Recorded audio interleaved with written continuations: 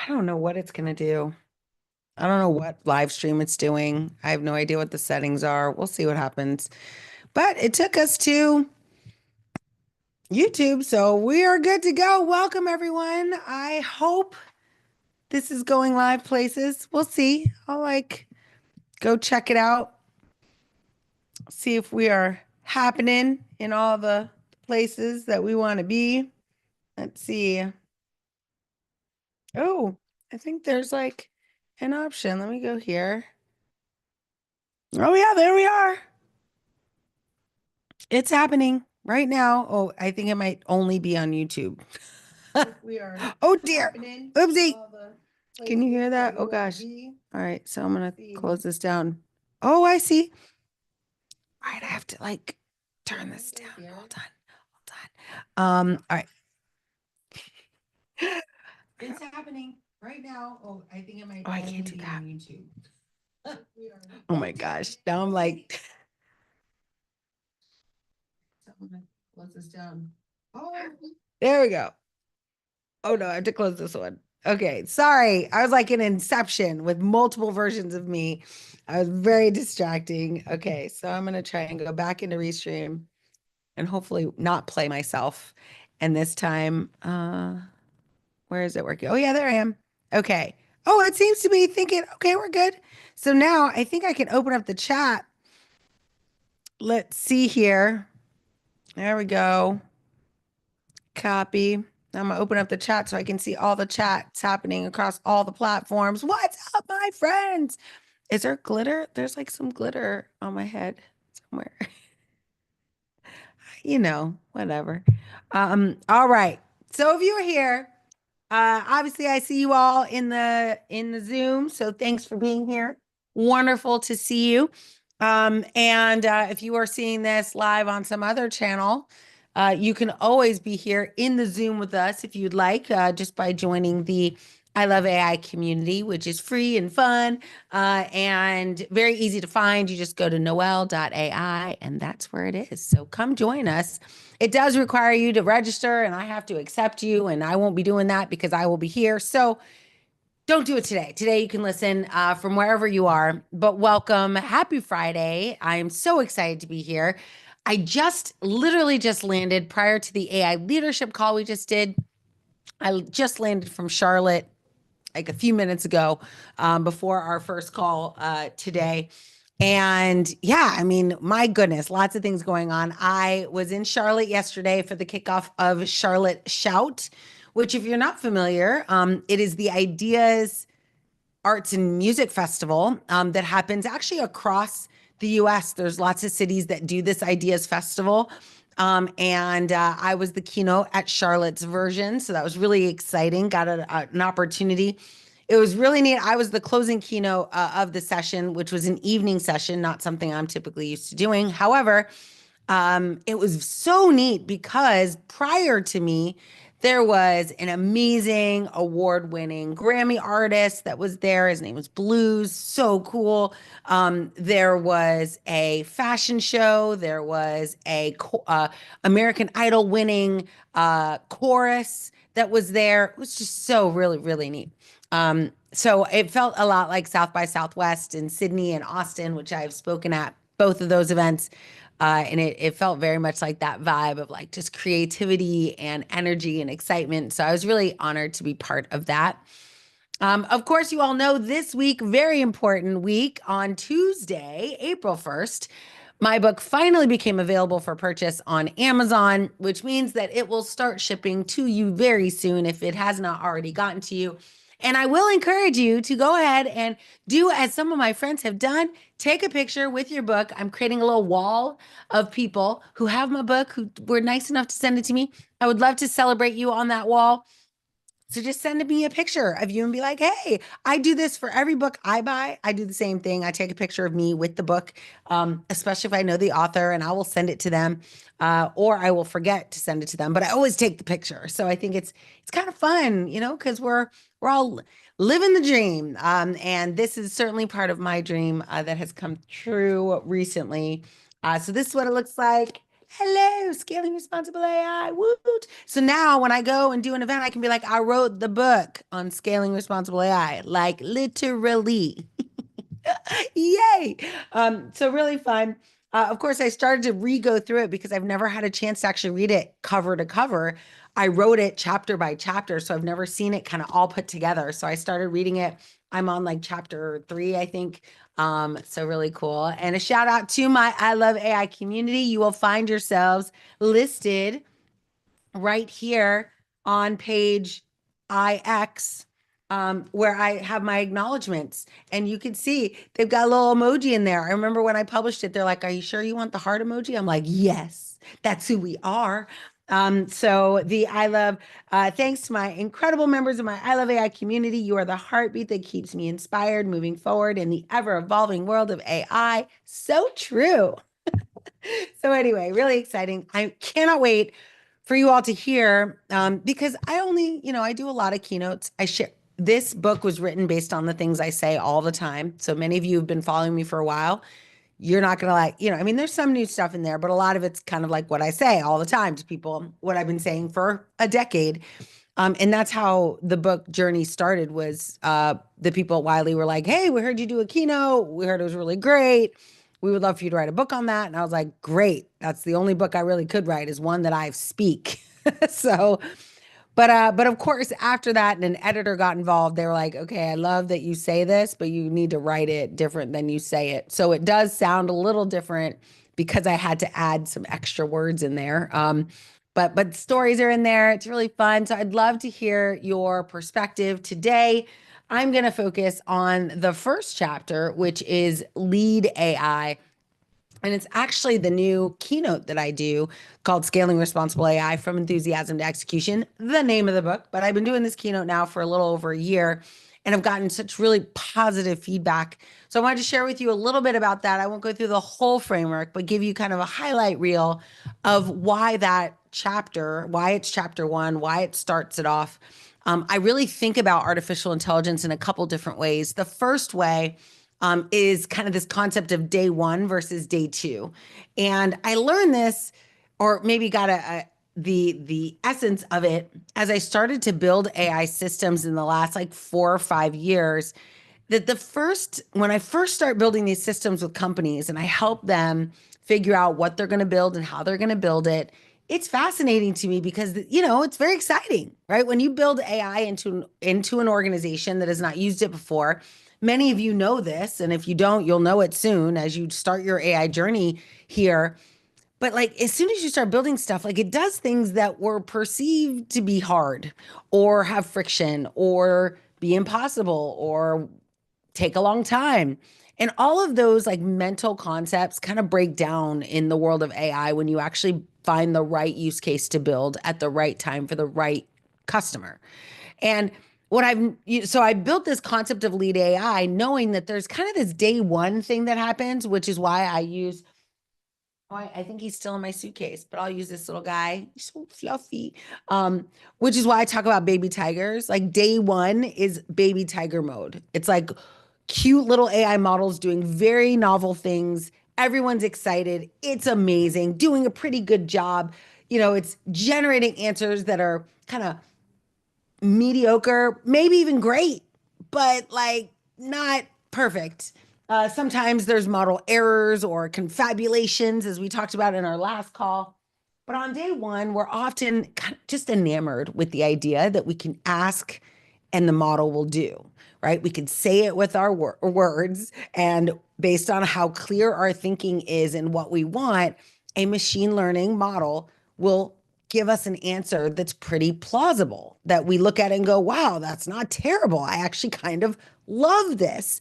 And but however, what we often find is that there is this beautiful baby tiger period that everything's exciting. It's working. We're seeing metrics change. We're seeing massive potential revenue or cost savings. But nobody's really asking the question about day 2. Nobody's really even looking over the wall to day 2. Because day two is all about like what happens when more people start to use this system? What happens at scale? And I have become very passionate about this moment, this transformation that needs to happen in a company to go from baby tiger mode to kind of big tiger mode. And I talk about it in the book, and the four concepts, well, technically, I guess six concepts that are necessary to think about I framed in this concept known as lead AI or this acronym, right? So, this acronym, of course, acronyms. I mean, I was raised at IBM. That was my first company. I was there 12 years. So, acronyms are like in my DNA now. But this concept of lead AI, it felt very natural. It's one of those things that when it came to me, I wrote it down like my 5 Ps of prompt engineering or the 6 Ps of building an AI consultancy. Like it just hits you and you're like, ooh, there it is. Right. So I wrote this down. But the first L is really important. That's what I'm going to focus on today. And then next week, we'll go through the next one. But today, I want to focus on the first L because there's some cool stuff going on with it. The first L stands for leadership and how important it is that we understand how leadership is changing in the world of AI inside companies. And what I mean by that is that no matter whether you have a human reporting to you and whether you have to lead a team of humans, you definitely are going to be leading a team of machines. As a matter of fact, whether you know it or not, you're leading a team of machines right now. There are AI systems involved in software that you're using every day, unless you're off the grid, in which case you are not listening to me right now, right? But if you are interacting with software, chances are there's an AI model at work and might likely could use some leadership from you on how it's supposed to do its job. So leadership is thinking about the concept of leadership and what it means to be a good leader, but not really like saying, oh, I don't need to worry about that because I don't have anyone reporting to me or I don't lead a company, I don't have employees. It's very different now. Like being a good leader, there's characteristics of being a good leader, which I'll share with you today. And those characteristics are necessary as you move into a world where machines are going to look for you to guide them on how to do the right thing at the right time. And so I created this is kind of what I do for those of you who don't know me. Many of you do. But for those of you who don't, I kind of get these ideas and then I write it on a whiteboard and poof, it exists in the world. So a few years ago, I guess, yeah, right about 3 years ago, I'm sitting in a different house, you'll see some of my videos. I'm in that office. And I get this idea because I was reading, and I don't think I have it in my bookshelf. I'm trying to take a look through the video, but I get this idea because I'm reading the autobiography, I think, of Benjamin Franklin. And at the end of this autobiography, he does something really cool. He creates a 12-week kind of personal, professional development program based on 12 key principles. And he basically says if you go through this 12 weeks is a quarter. You go through it 4 times a year. You're going to spend 1 week on each principle. And that means you're going to spend 4 weeks a year focused on this principle and that there are 12 of them. So you'll just repeat this process throughout the year and you'll constantly be getting better and better and better. And of course, I was like, oh my gosh, I love this idea. But I didn't resonate exactly with the principles that he was talking about. I had my own. I mean, you would know them if I'm going to say them and you're going to be like, oh my gosh, that's so Noelle. But when I wrote them all down and shuffled them a little bit, the first thing I noticed is a 4-letter word, not that kind, but the word LAMP, LAMP. And it stood for leadership, ambition, me, mindfulness, and purpose. Me, like I am ambitious, but I'm intentional. I am very interested in, I think the first one actually is love. It was love, ambition, mindfulness, purpose. And I was like, as soon as that hit me, I'm like, oh my gosh, how do these other words play in? And so I shuffled them around a little bit. This is all before ChatGPT. So I didn't have the luxury of being like, ChatGPT, make me an acronym. I kind of just worked with it a little bit because I found the word lamp and lamp was special to me. Well, in a book that led me to the autobiography of Benjamin Franklin was this book. I do think I have this in here. Maybe, yes, here it is. Oh my gosh, I love this book. You will see. You could tell some of my books, like how old they are by like how broken the binds are and how like brown the edges are. But look, and my bookmark is at the end. That says something. But this is a book, How I Raised Myself from Failure to Success in Selling. And it does not matter if you are a seller, if you are technical, if you're an engineer, a user experience. And I was saying this to our AI Leadership Institute members. Um, every conversation is a sale, every conversation. And I read a book recently and the title of it was Sell or Be Sold. And what that means is that in every conversation you're either selling someone on an idea or a product or a service or an idea, or they're selling you. So if you're, for example, me, like with my family, right? I'm selling them on this idea that, hey, if when I go travel, it doesn't mean I don't love you. I love you, but I need to, I'm supporting this family through this work. I'm selling them on the idea that that is good for them. But they could sell me on the idea that I'm hurting them and they are sad and they do not want me to do that. Thank goodness they don't do that to me. But I would buy that, right? Like the transaction would shift from me being like, I'm doing this for us and it's going to be amazing to, oh no, like I bought that idea.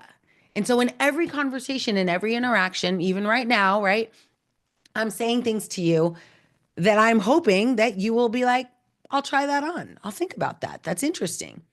But there is a transaction that kind of happens in these conversations.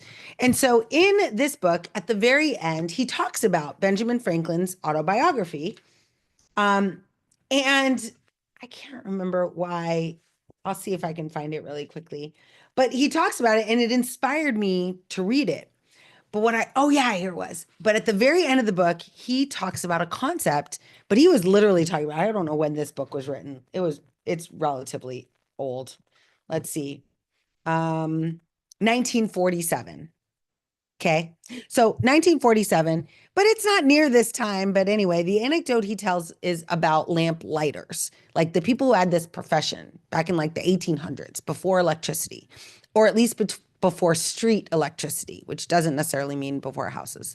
But the idea was he was like, as a kid, he would sit in the windowsill and he would watch the lamplighter light these oil lamps, and he would climb up the ladder and they'd light the lamp and he'd climb down and he would just be mesmerized by it. Like, and this lamplighter would go to the next one and then the next one. But what he had noticed was that long after he lost sight of the human doing the work, the light that would turn on was easy to see. That the light left behind by the lamplighter created this gorgeous path of light to wherever. And as a little kid, he was like, I wonder where that goes. It created opportunity. And so in me reading this, I was like, oh my gosh, I love this analogy. So I relooked at my words and realized that they spelled out lamplighters. And it was one of those moments where you're like, and I think there was like, I maybe had two H's, and so I ended up dropping one. But like all the letters were there. And so it stood for love being number one, ambition, mindfulness, purpose. Now I have to think about the letter, leadership, right? Now we're in I, imagination, gratitude, right? Harmony. This is my take on work-life balance because people always ask me, how do you balance it all? And I was like, I don't balance anything. It's integrated, it's harmonious. HT is trust, and E is enthusiasm, of course. I would be remiss if I didn't have enthusiasm on there. It was zeal. When I wrote it down, I wrote the word zeal, which is a word I learned as a child that meant like zealous or excited. And so I turned it into enthusiasm in order to like hit my acronym. R, right? E, yeah, enthusiasm. R is for resilience, and S is for success. And so I get this idea, and this is what I do. I get in some of you have seen my digital whiteboard. I digital whiteboard out all of those things. Let me see if I have it here. I might have it here somewhere. I'm gonna see if I can find it. Oh boy. Let's see. I might have taken it out. I might have it upstairs. I have two offices, so I don't see it here. But I have a book that day, and I carry it around with me because it's cool. But I have a moleskin notebook. And that day in the moleskin notebook, I wrote all of these out. And then I wrote my initial thoughts on each one of those. And as a result of writing out those 12 principles and my initial thoughts on each principle, I was like, this could be a podcast. And so I started a podcast, you know. So I started a podcast called The Lamplighter Effect. I wrote the draft of a book called The Lamplighter Effect. But the most important thing I realized was that these principles, when all put together, love, ambition, mindfulness, purpose, right? Leadership, imagination, right? Gratitude, like all of these, harmony, all these things, when you put them together, they energized me because I was like, this is all things that I work towards, like that balance out my existence. It's like I don't know how many of you have done this before, this wheel thing. It's called like the life wheel or wheel of life. You can Google it. Go to the wheel of life, Google it, Bing it, perplexity it. And it'll show you, it's like a wheel, and you rate yourself on the principles. And in that case, it's like, how would you rate yourself in your personal relationships, in your spirituality, in your finances, in your business life, in your marriage, with your kids, like all of these different layers.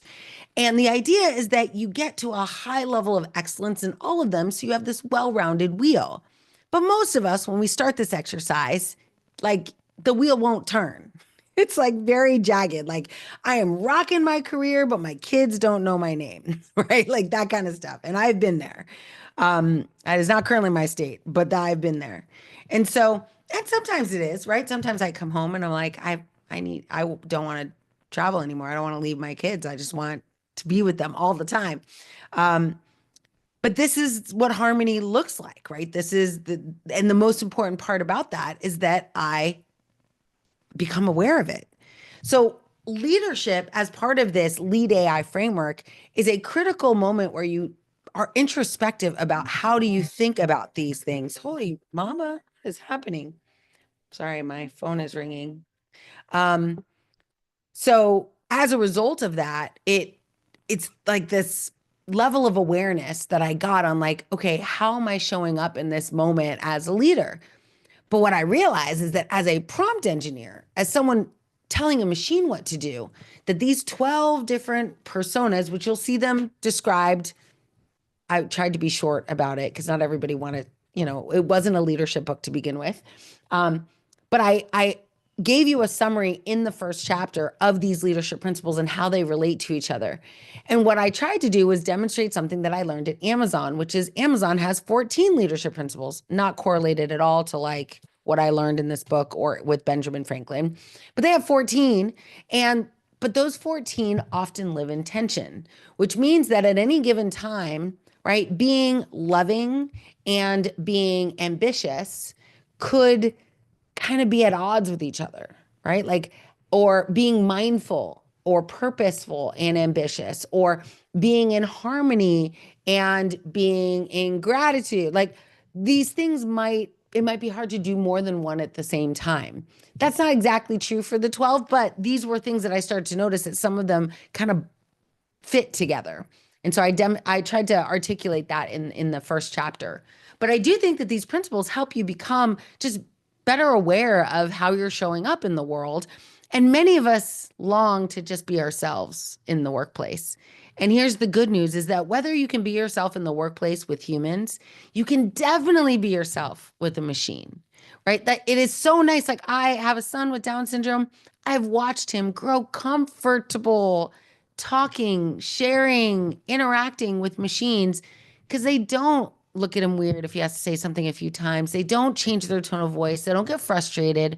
Of course, I have a lot of patience. Lots of people will tell you that's probably one of my superpowers is I have a lot of patience. So I don't get frustrated easily. However, other people don't have that. And I can tell like within a couple interactions, and my son can tell too, that they're like frustrated having to say something slower or take longer or use different words. That's one of the things I say on stage all the time is that as a prompt engineer, if you are a parent, a caregiver, a pet owner, we tend to be better at prompt engineering because we don't get frustrated or impatient kind of changing the way we say something, right? I was recently at in Silicon Valley. I went to the Silicon Valley Video Summit, and it was all about videography and media production. And I shared the same thing. Like, it's so important to realize like how valuable that that interaction is to someone who gets resistance from human interaction. And like my dad is the same way. He has a traumatic brain injury. I don't tell this story anymore, but he has a traumatic brain injury. So he has very little restricted short-term memory. So his long-term memory is pretty good. It's just like 51st dates, right? Many people start with like if we do a bunch of things repetitively over time, it'll eventually kind of fall into long-term memory. And so he'll remember it, but it takes a long time for that to happen. And there's no guarantees. And sometimes I just think he chooses, like he's got selective remembering because I tell him not to do something and he seems to never remember not to do it. But then there's other things I tell him to do and he remembers to do it all the time. So I don't know, there's something going on there. But that's for another time. That's for another time. But the benefit is that a lot of people get very frustrated in those conversations, right? Where you have to say the same thing over and over again. He doesn't remember what day it is. He doesn't remember if he took his pills. He doesn't remember if he, went to a doctor appointment. And so it's easy to get frustrated, but guess who never gets frustrated? Or guess what never gets frustrated? Alexa. I love it. Alexa is happy sorry, just kidding. Happy to answer his question 50 times in a day. Happy to play the same playlist or the same song 100 times a day. I just gave a feedback to Alexa. I don't know how I did that, but here it is, right? But it's so he's right now on the other side of this window or on the other side of this wall, and I can hear him interacting with this device. And it creates just this frictionless experience. And that was my dream. When I got an opportunity to join the Alexa team, that was the vision I had, was reduced friction for people who have a lot of friction, and not just from systems, but actually from humans that are frustrated to not move faster, talk faster, transact faster. So these leadership principles, when we become a better leader, we develop these types of behaviors. We become more patient, we become more aware, we become more empathetic, more sympathetic, more compassionate. So in conjunction with that, I don't know if this made it into the book. I can't remember. But in conjunction with that, I created a class like 7 years ago. I woke up and was like, oh, hark, I have an idea. And I don't think it's in a chapter. I don't know if I don't know. I'll see. But that leadership, I was so passionate about it that I realized that there were like certain principles of mindful leadership. And I learned this because I think it was like 2008. I don't know if you all remember 2008. There was some crazy stuff happening. And so lots of bad behavior was happening in companies. Like the bust.com bubble, whatever. Managers, I mean, I haven't seen it recently and I hope I never see it again, but people yelled at people in the office. I don't know if have you ever experienced that where someone actually is yelling at someone in a professional capacity, like yelling. I remember a VP at a company, I will not say names to protect the not so innocent, but like yelling where the human was cowering during this moment. I mean, I look back and I'm like, when is that okay? And I wonder if it still happens. I don't do that. I have zero tolerance for nonsense. But being a leader who does not do that, right? That instead attacks the problem. This is why I like, happy birthday to Microsoft. I'm sure y'all have heard by now, but today is Microsoft's 50th birthday, which is kind of crazy because someone else is almost 50. So that's really cool. But like 50th birthday, it's really interesting to see the CEOs, right? The Microsoft CEOs talk to each other. They just did this co-pilot episode. I reposted it on my LinkedIn that was Ballmer and Gates and Satya Nadella like sitting around a table and they were having co-pilot interview them. And it was really interesting, the introspection that Copilot seemed to have on each one of them. I don't know what they do. Sometimes it's not like they just put that thing down and start talking to it. Sometimes there's a little bit of crafting to make sure, some editing maybe, but it seemed pretty authentic. But it was really fascinating because I wrote in my post today, I don't know that I would have, I mean, I have a do not fly list. There are companies that I have put on a list that I'm like, I won't work for them unless things change. And almost always it's leadership that I'm hoping will change. And so I have a list that's like, okay, these are the companies I will not work for. I'm not going to share them with you because maybe that leadership changes and I don't want to be known as the person who did not like that company. But Microsoft was on that list for a very long time in my career, over 15 years. And it was because of the culture. It was the people that I talked to that were there that weren't happy. It was the results that they were generating. It was like, it was just not, it wasn't Noelle's vibe. And so Satya Nadella takes over, and the company, it took a couple years, but the company's culture started to change. And I, of course, got very interested in Satya Nadella and his journey. I found out he had also a child with special needs, and that he was very empathetic as a leader, a servant leader. He was an engineer first and then kind of climbed through the ranks. Like, it was so fascinating to me. He turned Microsoft into a company that I would want to work at. And then, of course, I chose to work there and got a chance to be part of the beginning of Azure AI, which was amazing opportunity. But I look back now and I realize, like, if that didn't happen, I would not have worked there. It was on my list. Like, I will not, I try now. Like I said, I have low tolerance for nonsense. I don't want to go work somewhere where I'm asked to stay in a little box, at least not at first. Some of you know this, right? Like, they tell you, we're not going to put you in a box. You can be yourself, bring your authentic self to work. And then you show up and they're like, so about this box, like, we'd really like you to just stay in there. If you didn't, just for a minute, just for a little bit. But Microsoft really, that shift that happened, I'm just really excited about where they've come, the manifestation of the desire and the teams and the incredible brilliance that I encountered while I was there. It's such a powerful story, Yara. I agree. So cool. So yeah, definitely look him up, read his bio, find out his story, but it's really cool. But it was so interesting to see him, among Balmer, who was like, I won't even say, and then Bill Gates.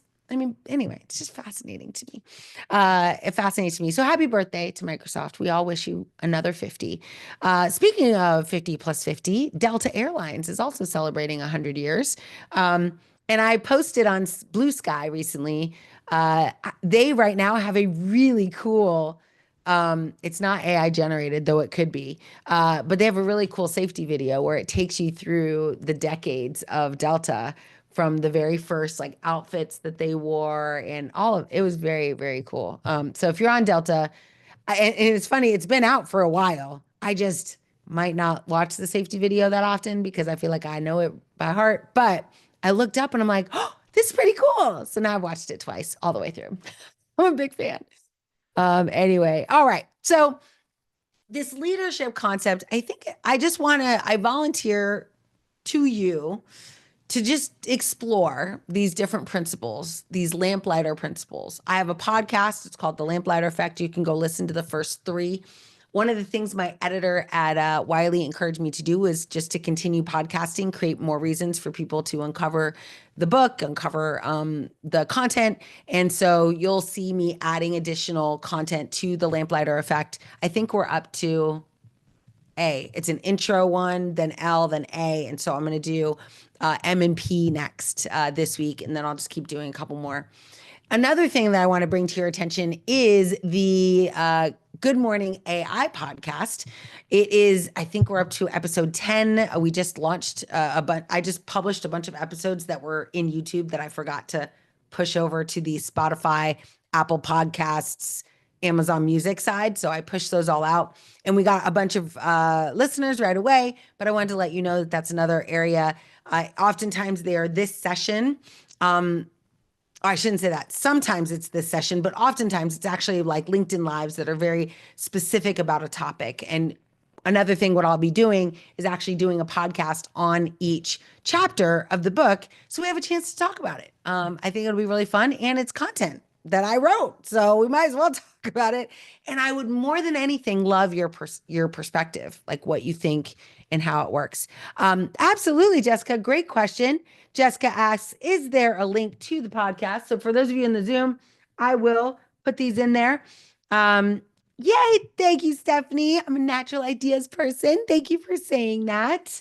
Amazing. Yes. So let me share the link for you could also Google it, the Lamplighter effect with Noelle, or Good Morning AI with Noelle. They are Googleable. So that's the good news. But I just pulled this link up for the last call. So I will grab it really quickly. Episodes, there it is. So I'll grab the link for you. Oh, yeah. And I clicked the monetize link and it wasn't in there. I think it was in settings, availability. Found it. All right. So, how do y'all listen to podcasts? Throw into the chat how you listen to podcasts. Are you a Spotify person, Amazon person? Like, what is your Apple? Oh, thank you, Yara. You're awesome. Yara's an Apple person, as it shows in here. Spotify, Apple. Okay, good. That's one of the choices, right? Is that I wanted to be on a platform that allowed me to distribute my podcast to all available channels, iHeart AI, Good Podcast, Pocket Podcast, like all of these different places. Yes, and YouTube, 100%, Julia. So I also do the same thing. I actually prioritize. Uh-oh, that doesn't look right. I prioritize YouTube, which was my mistake because I went over to Apple and I was like, what do you mean I only have 2 episodes? I've got like 10 episodes. So I published those all. I tried to backdate them so you could see when they were originally published.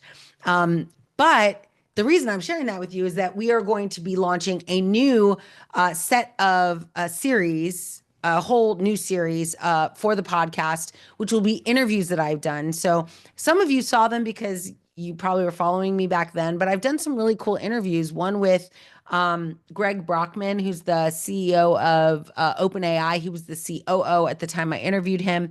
One with Cynthia Stoddard, who's the CIO over at Adobe. One with I can't remember his name now, but he was running conversational AI for Google. And the reason I don't remember his name is because he's not in that role anymore. I actually think he might work for Microsoft now. But anyway, so I did all these conversations. I was like, I really loved them. They were super fun. So, and then I also have the interviews that I've done where I've moderated panels. One of my favorite panels that I moderated was at CES a couple years ago, where I had May Habib, the CEO of Writer. And then I also had Dimitri, who is the Undersecretary of the Department of Homeland Security. And the things he talked about, oh my goodness, like it changed my thinking. People always say like, we should be worried about AI. Last night, one of the questions that was asked in Charlotte, one of the questions we asked the audience, we gave some little audience communication time, and we said, do you think AI is good for humanity or something like that? And let them talk amongst themselves. Unfortunately, I could not be in that conversation because I was backstage, but that, like, when I listen to people like May and Dimitri talk about just the massive amount of good that AI has done to solve problems for May's clients, but also for the Department of Homeland Security, the like largest policing force in the world, including, like their TSA people, their fentanyl tracking people, their child trafficking people, like they focus on the biggest problems in our society. And so to see and hear from him how AI is being used to shorten the time it takes to solve cases, to save children, like I could get emotional. It's just so good. And so I was like, you know what? I should publish these. So we're going to publish those, but I'm going to be working with CEOs that are kind of basically my customers. And for those people who are building and integrating AI into their organization to reduce friction, to grow revenue, to save costs, you know how excited I am about the oh, I forgot to send you all this thing. Hold on, let me show you. Control C. I'm going to put this link in. Oh, you know what? I did put it in, but I put it in for hosts and panelists, and I'm the only one in here. There we go. That's the Spotify link. But I was really inspired by all these conversations I had. And I was like, I really want to talk to people that I'm helping implement things or that I want to help and find out what their ideas are.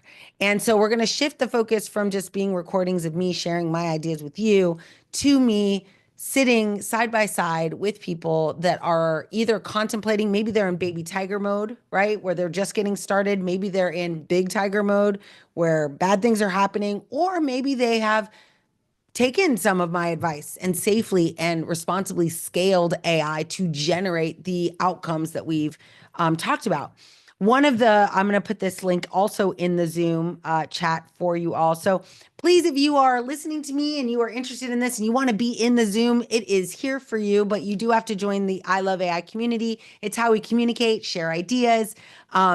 But if you want to do that, you just go to Noelle, my name, NOELLE.ai. It's the website. It'll give you the option to join our community, the I Love AI community. It also has an option for you to have an AI impact discovery call with me. If you're interested in knowing a little bit more about what I do and how I help my clients, you are more than welcome to set up that time. But that is where you'll go and join the community. That way you can be here with us and ask questions and get all these links that we are sharing. Oh my goodness. I'm like, what was I doing? All right. So one of my favorite blog posts, which gets updated all the time. This one, the last update was in March. So we're due for a new one. But this is let me paste this in here for you all. This is that post that originally was created in November of 2014. And it was 250 use cases. These use cases have now expanded to over 400. And it's real proof in the pudding how AI is working. My challenge with these is that some of them, very few of them, have videos. But man, would it be cool if I could just interview these people and talk to them and find out what they were thinking and how they approached the problem and how they got there. So that's my vision. So you'll see, we'll start doing a lot more of these over the next few months. And of course, if you are a business that's implementing AI and you would like to be on the podcast, please reach out to me. I'd love to have you. But there are 400 companies on this list. So really cool. Sherry, as always, Sherry, someone just reached out to me saying that you were talking me up. So thank you for that. It says, what's your earth? Oh, am I supposed to say this out loud? Maybe not. I have been burning rubber. I've been all over. It's book launch time, right? So I'm trying to get the word out. But yeah, it's been great. I am excited though. Oh, this is something I don't know if I think I meant to share this on the last call. But we have created a mentorship program, which allows people in the AI Leadership Institute to become members and mentor people that are learning AI. So what I've uncovered is like, as soon as you learn something, the best thing you can do is teach someone else. And so we're going to create this opportunity. It's also a potential opportunity for you to make some money because as you bring people into the AI Leadership Institute as a member, you get 40% of the revenue. So it's pretty cool. You get a couple people and they pay for you to be there. So it's a really cool opportunity. But like I said, I'm a big believer. It's a philosophy of mine that once you learn something, the faster you can teach it to someone, the more you'll cement that idea. Because when you have to say it out loud, you kind of have to think about it in a completely different way. Yes, Cynthia, 100%. Learn, teach, repeat. Yes, that's a t-shirt. What? Let's do it. If you clicked on the link to head over to the blog post, you could also Google Microsoft. I would probably say Microsoft transformation stories, and it should pop right up. It's a very popular post. It's also a really smart post. So the post has been out for a while, and they just keep changing it. So when they add more use cases to it, they republish that same post. And from a marketing perspective, that's kind of brilliant, right? Because they're building on the momentum of the previous post and now adding to it. It's kind of like doing a repost on your own content. So it drives more traffic to that original post, which is really great. It allows algorithms to think that this content is extremely valuable, even though it's the same content with new stuff being added all the time. I like the strategy. quite a bit. What was that for? You mean the blog post, Jessica? I don't know if the blog post, maybe. I don't know. You'll have to tell me. Oh, yeah. The blog, well, I was talking about the algorithm of like LinkedIn or Google, right? So when you create a single blog post, the algorithm, basically a robot little thing, walks around the internet and documents that you've created something. But every time they go and add new use cases, it's as if they've done it all over again, except they get the benefit of that document already having been there and generated a bunch of traffic. So it like gives, it's kind of like compounding interest on the post. I think it's really cool. Something to consider. Yeah. So it was last updated March 10th. Definitely take a look at it. I love it. I've gone through all of these use cases. I've created. Ooh, here's a fun AI practical activity. So let me go ahead and share my screen. It's that time. Let's do this. I'm going to share my screen and share with you this document. Maybe if I can find out where it is. I think this is it. Share. All right. Wait for it. There we go. Let me make it a little bit bigger because I know it's small. Oopsie. I just made my chat in Zoom bigger. That's not what I meant to do. All right. So here is that blog post that I just posted the link for. If somebody finds it on LinkedIn and you want to post it into the chat, that would be amazing. So we're now up to 400, more than 400 stories. And that's cool. You should read it. It's based on the proof in the pudding research that was done in coordination between Microsoft and the IDC. I love this report. I use it in every keynote presentation that I do. I'll just click on it quickly. So you can, oh, I'll have to put it back here. Oh, it's going to make me sign in. Y'all remember, I think I already have it up here. Here we go. So this is the blog post. I'll go ahead and send this to you that represents this research. And they'll do another one at the end of the year. But what this does is it demonstrates the reality of production scaled systems. Like that we actually have data now. 2 years after we started, we have data that shows we are getting a consistent ROI on certain types of use cases. So you can see here, generative AI use case usage jumped up. I'm sure it'll go up again this year. Some other things like this one of my favorite, I grabbed this and put it in my slide deck, where for every dollar a company invests in AI in services with me, they will get at least 3.7x return. For every dollar you put in, you get $3.70 back, which I always talk to the executives that are in the audience. And I'm like, what game would you not play where that would be a thing you'd want to do? Like in most things, we're risking ROI. We're risking opportunity. Now, proof is in the pudding for certain use cases that if you put a dollar in, you're going to get $3 back. Like, let's just do those. But it's not just those, right? Generative AI usage jumped up.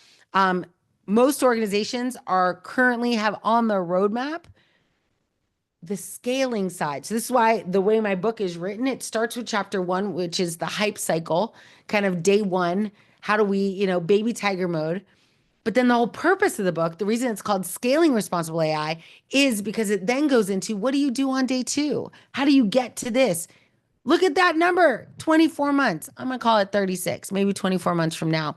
But in the next 2 to 3 years, people are going to go from testing out little baby models, baby tigers in their company to being like, how do we actually use this for real? Like, how do we generate real revenue, save real money, save real time? And in doing that, in going to the reality of production scaled responsible systems, you're going to run into, let's call it 3 challenges. More than that, I cover a bunch in the book, but let's just say 3 for today. And those 3 challenges are going to be number 1, accuracy. How are you going to make sure the model doesn't generate model errors or hallucinations or confabulations? Is that the word I said last time? How are you going to make sure that the model doesn't lie, right? We have an architecture called retrieval augmented generation that we can use to apply to an LLM specifically. That's what this data is saying in order to make sure that accuracy becomes less of a challenge, but it's still very much a human task. So accuracy is the first challenge you're going to run into is like, whoa, we tried to use this at scale and the model started behaving crazy. In the previous call, we talked about how you can change different parameters on the model in our AI leadership membership. We talked about the parameters you can change on a model to control the variance on confabulations or model errors. How do you reduce the scope, if you will, for a model to make its decision and find the right next thing to send you? But for this, I'll focus on the 3 scaling challenges, right? So accuracy is one, retrieval augmented generation is one way to solve for that. The second thing is fairness, right? If you build a model that is unfair and that becomes a press cycle, your reputation gets hurt, your revenue gets hurt, your employees, your customers, like everything is at risk when you build a system that hurts people or marginalizes people or disenfranchises people. So you want to make sure before you go to production, you don't want to find out that your model is doing bad things on Reddit. Like I always tell people, like, let's not use Reddit for that purpose. But many times we do. Many times organizations don't even realize their model is broken until they find out someone sends them a subreddit that's like, have you seen what's going on over there? We should fix that. Alexa was one of those, right? In the early days of Alexa, we would often scroll around Reddit to find what people were saying about the product, only to find out like, oh my gosh, we should fix that, and then go fix it. So that being said, that's 1, accuracy, 2, fairness. We want to make sure that we are serving as many people as possible in the most safe and responsible way. And then the third, which is, I don't know, I feel like we should be talking way more about it, but maybe it's just because it ends up at the last part of the conversation, but it's security. How do you secure a technology that's going to increase your attack surface, right? We're already not super secure in the way we do things now. Now we're adding an AI, a language model that allows anyone to start talking to your system and potentially get that system to divulge information it's not intended to. Attack surfaces are growing. Are we investing in the right cyber resources, cybersecurity resources to control those scenarios? And cyber is just like, cybersecurity is just one part of it. I think it's also important to think about it through the lens of what's called AI red teaming. And I talk about it in the book. AI red teaming is I always say it's a verb, not a noun, right? It's not a thing you do. It's like who you are. It's how a project is built. It's woven into the tapestry of the work of the engineering. It's not something you can pluck out at the end. And so yesterday on stage, I was talking about how I would say, and I say this on a lot of stages. It's funny, some people in my audience don't understand the reference, which makes me a little sad. But I'll say we're one acquisition away from the Death Star. And what I mean by that is, oh my goodness, I have to mention, right? We mentioned the birthday. That was good news. Some bad news, 23andMe, right? Up for sale. All that data. Like they're literally one moment away from being acquired by a Death Star organization that could use all that data for really bad reasons, or at least unintended reasons, or reasons that violate the trust of people that gave their DNA for this information, right? For this service. And so I always like, if you build your systems responsibly, but tactically, meaning you add a checklist at the end to make sure you've done things a certain way, or you have a meeting at the beginning to make some early decisions. If you have not woven responsibility into the way that everything about your project is developed, all the work that you've done can actually get just plucked out. I always say responsible AI, it shouldn't be like a raisin in a bun or a chocolate chip on a muffin.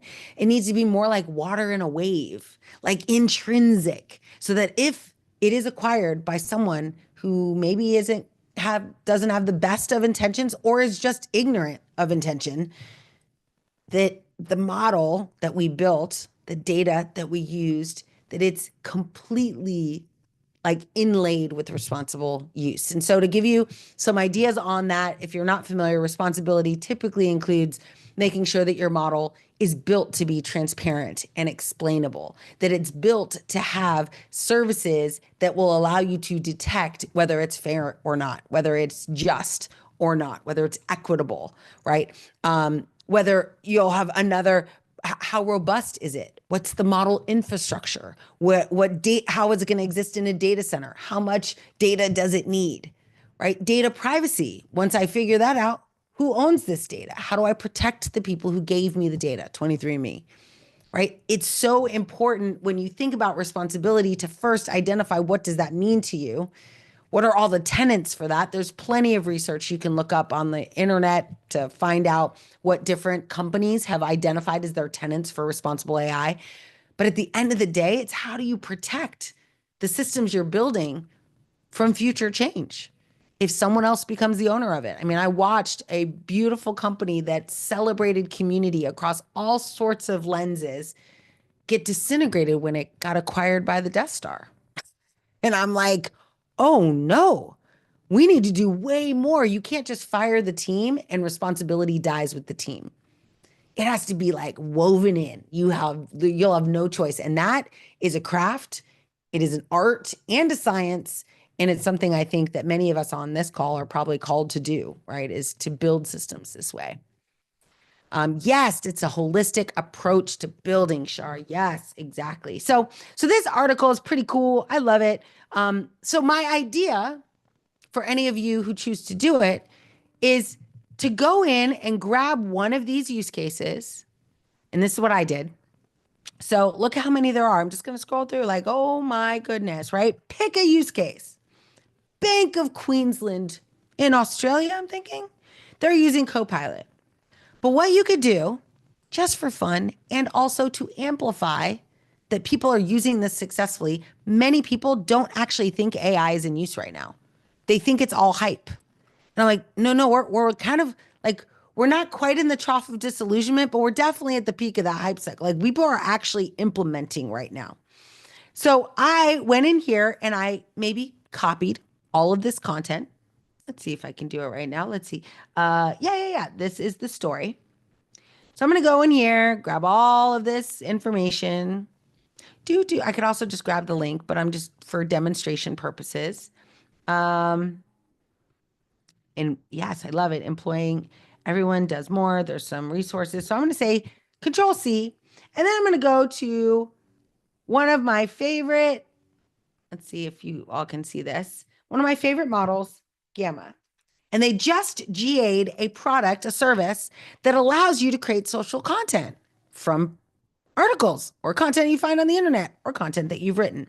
So I'm going to create a new one. I'm going to paste in text, which is all that text I just grabbed, right? Pretty cool. Lots of cool stuff in there. I like it. But notice here, it allows me to create a social media asset, which means it's going to generate a carousel. So I can choose the orientation. I typically use Square for carousels, but you could do this in stories as well for Instagram. But when I say continue, it's going to take this content. I have no idea. I'm not even going to edit it. It's going to say, does this look good? I'm going to say, yeah, condense it. That's probably a good idea. I would like them to be medium text. That sounds good. AI generated images. This is not the default model. I choose Flux because I like Flux.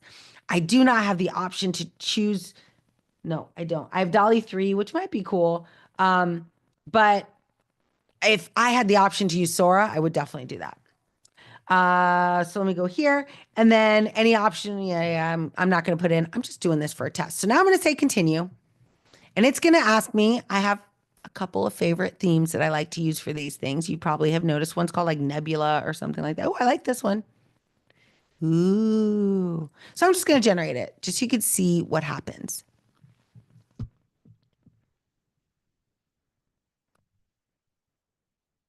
Yes, I love it, Joe. 100%. Exactly, Shar. Yeah. Say it again for the people in the back. It is easier to build AI that isn't ethical, 100%. However, I don't know. It might be easy in the short term, but it will definitely cost you in the long term. That has been my experience anyway. So here we are. So now I've got this. It's still generating. It's doing a pretty good job. It's got a couple images. I don't know what it's doing with this stuff, but we'll see.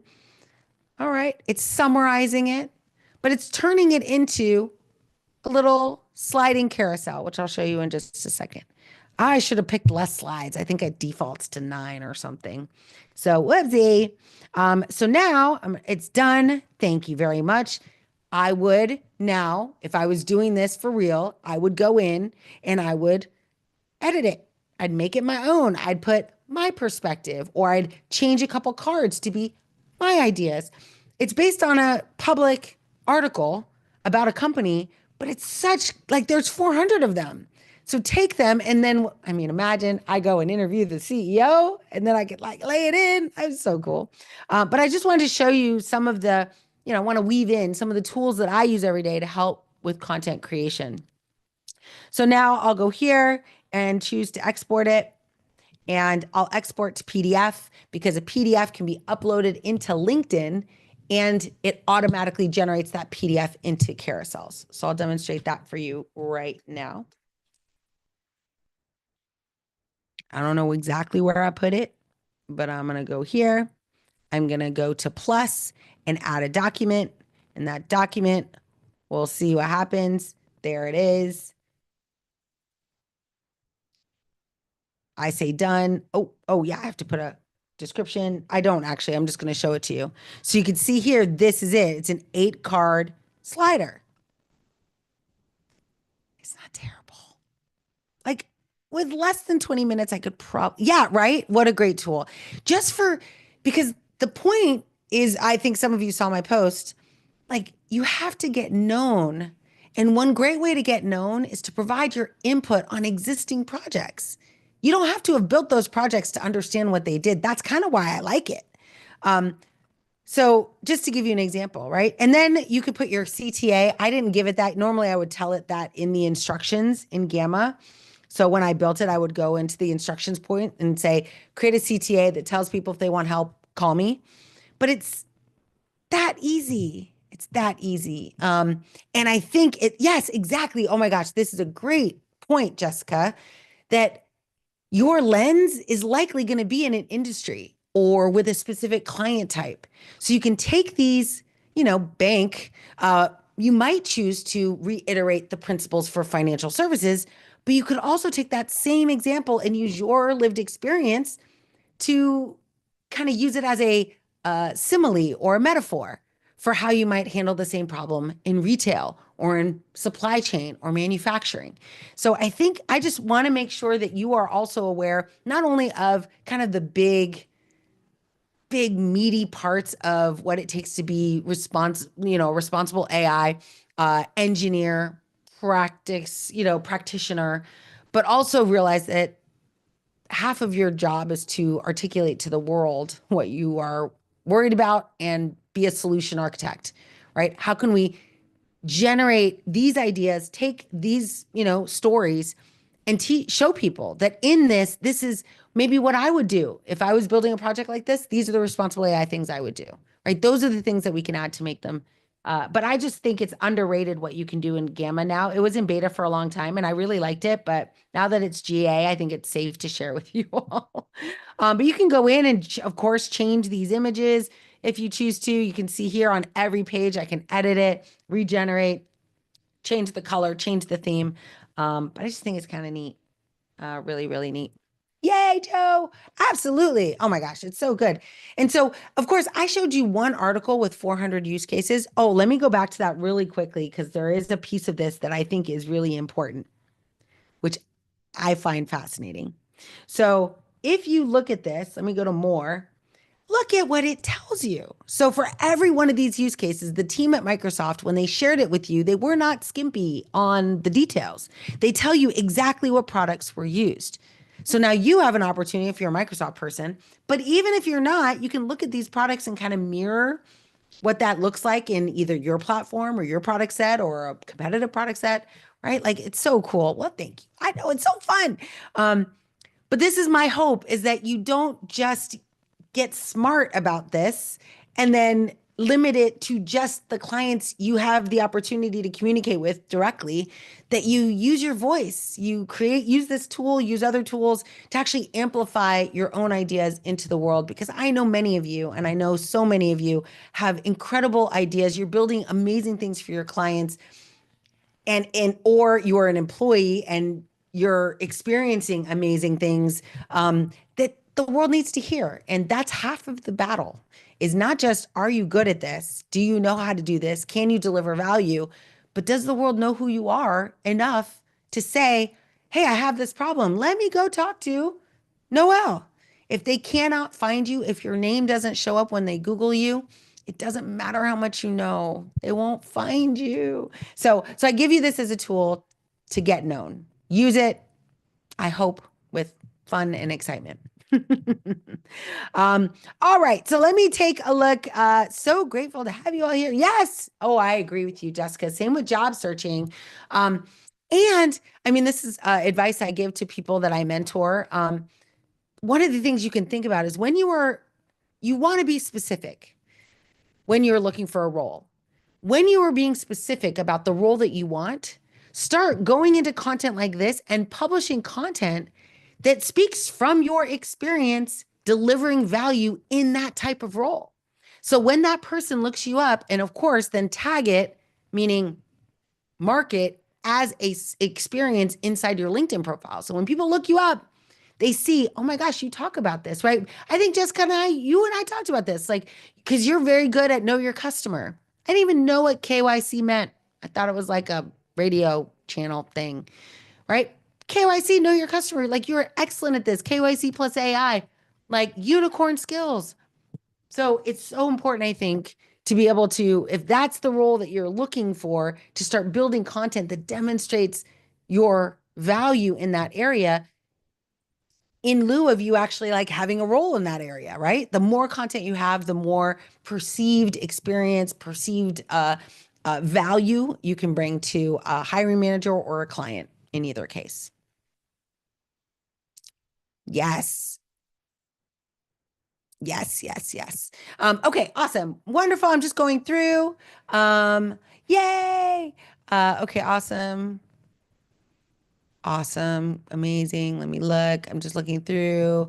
Oh yeah, Notebook LM. That's another really great one. I was just talking with, I don't know if she's on the call, but Padmini has a great idea for content. And I was like, some of us are like, oh, I want to do it. I'm like, whatever gets it out the door. The only place I desire perfection is in model success and deployment. That's the only place. Like everywhere else, I'm like, done is better than perfect. Just get it out the door. Unless you're building a model, then, you know, make it as good as like perfection is your goal. Try and make it continue. Like you can deploy it, but continuously work on it to make it better. That's my only exception in the perfection realm. If you have a question, definitely throw it in the Q&A. I'm trying to scroll through. There's so much content in here, so many comments and chats. Oh, I see one. Oh yeah. Okay, I answered that question. Oh yeah.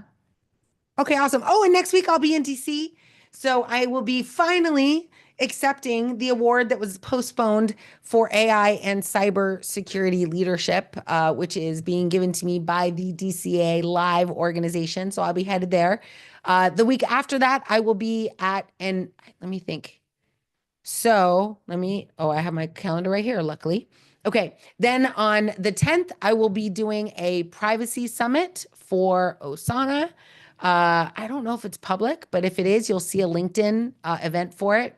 I've created a new thing that I'm doing. So for every event that's public, I'm going to set up a LinkedIn event. And if you are local to that area and we are connected on LinkedIn, I'll be sending you an invite. It's just to increase the exposure. Like if I'm there and you're there, like let's meet up. One of the best things that happened to me last night is 2 members of the AI leadership community came out to watch me on stage. It was a little strange. One I saw ahead of time. We took a picture. That was Michelle. It was so cool. But then I didn't see the other person because I left the stage and then they like forced everyone to leave. And I came out and there were like only like the VIPs were left. And I was like, what happened to everybody? They're like, oh, we kicked them all out. I was like, that's my favorite part. If I had known that, I would have just gone right from the stage to the audience so people couldn't have left. But oh well.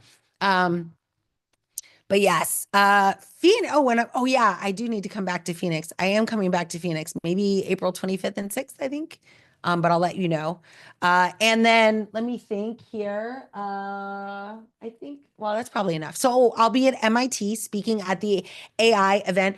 Sam Altman spoke there last year, so I'm super excited to be on the stage. And then RSA at the end of the month, I will be on stage with the CISO of Meta, the CISO of OpenAI, the CISO meaning cybersecurity officer, chief cybersecurity officer, and the CISO of Anthropic. So oh, and Sol Rashidi. Do y'all know Sol? She wrote a really great book. I have her book. It's right here. I love it. It's so cool. She actually inspired me to start my book a different way because the first couple pages is like her story, and I loved it. And I was like, I almost didn't start my book with a story. And that's so not me. But anyway, I read it and I was like, I love it so much. So this is her book, Soul Rashidi. So we're going to be on stage together at the end of the month. I can't wait. So I'm excited for that. And then I don't know how many of you ever watch Amazon Live, but every Monday night I go live and I talk about the books that I love. Of course, I talk a little bit about my book, but I also talk about books like Souls or Brian Evergreen's or other people that have launched books. If you launch a book, I will talk about yours. But it's just a chance to, and of course, if you're available and you've written a book, I'd love for you to join me because it's super fun. That's how I found out about Amazon Live author calls. Is someone invited me as an author to be on their Amazon Live, and I was like, this is super fun. I think we might be on Amazon Live right now. So, pretty cool, pretty cool. Okay. Oh, awesome. Julia just put a article in about cyber attacks and AI agents. Yes. Oh, I saw this article. It's very good. I liked it. And again, all of this content, like definitely, I don't know, in my opinion, I repost a lot of people's content that I think is good. I do read it first. But then I also think there's an opportunity for you to repost and actually provide your own commentary. And I personally would love to hear all of your perspective. So keep an eye in the community chat. I will be posting a challenge this week on Monday. Would love to have your opinion. We're going to leverage, I'm going to ask you to do a very specific task in an AI model. I would love to see what answers you all come up with because I came up with some really interesting stuff. So it's been a crazy week for me. I just got back home. I briefly kissed my children as I exited one call into this call. But I'm gonna go hang out with them for the weekend. We're probably gonna go see. I've heard mixed reviews on Steve. What is it? Minecraft. So we're gonna go see Minecraft and don't tell me. Don't tell me if you don't like it. I'm going to watch it anyway.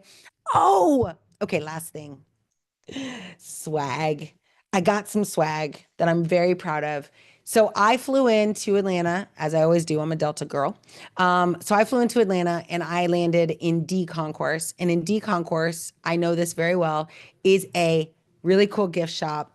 It's like a standard airport gift shop. However, a section of it is dedicated to Martin Luther King's legacy and an organization called the King Center. And they have a campaign called Be Love. Some of you have seen me. I wear their shirts. I have like 4 or 5 Be Love shirts and sweatshirts and hats. But they created a new campaign and it's called Be Love, but there's also a little bit more to it. So there it is right there. I absolutely love it. You can see it. It says, where injustice ceases and love prevails, be love. And so there is a Be Love pledge that you can take. I got a couple of these stickers, but I also got a brand new t-shirt because I can't not buy swag. It's just, so if y'all create a swag store, let me know. But I got a new t-shirt. It says the same thing. So you'll see me sporting this with a red blazer. I love it, right? Isn't it cool? I love that idea. So anyway, it's in D Concourse. If you yes, 100 Sky Team, yo. But if you end up being in D Concourse, here's the sad news is that this used to be all Martin Luther King Jr. stuff, like all stickers, hoodies, sweatshirts. It's now like a little teeny tiny section. And I'm not going to comment on why that might be, but if you're in D Concourse, go buy a t-shirt, pick up a sticker, buy a pen, be love, take the pledge. It's really cool. There's a kid's book on the Be Love pledge, and it's just like, it's literally the first principle of Lamplighters leadership. Just be loving, like come to the table with a loving perspective.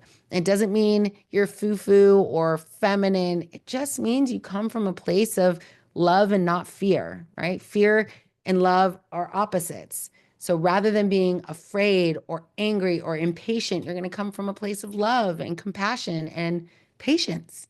And I find that when I do that and I'm intentional about it, outcomes change. People always ask me like, "Oh my gosh, how do you do all the things? How do things work out? How do you, how do things just line up?" And I'm like, maybe it's my Lamplighters leadership principles working for me.